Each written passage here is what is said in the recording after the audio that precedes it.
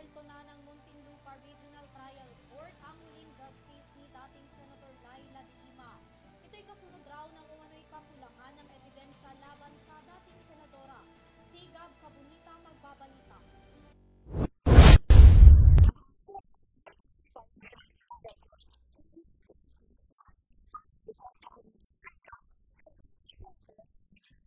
Pinangunahan ni Muntinlupa City Regional Trial Court o RTC Branch 206 Presiding Judge Hener Hito ang pagkonsidera sa demurrer to evidence para tuluyan ng mapawalang bisa ang ikatlo at huling kaso laban sa dating senadora.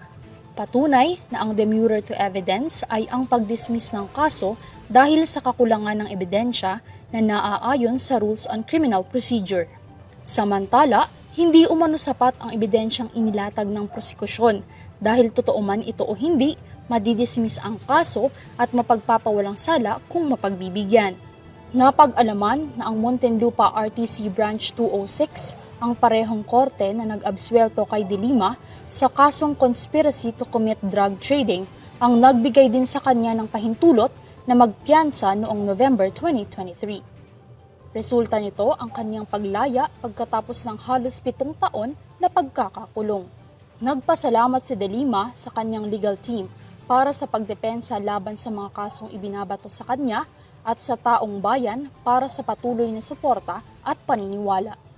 Nanawagan naman ang dating senadora na patuloy niyang ipaglalaban na siya ay inosente at dumaan sa due process para makamit ang hustisya.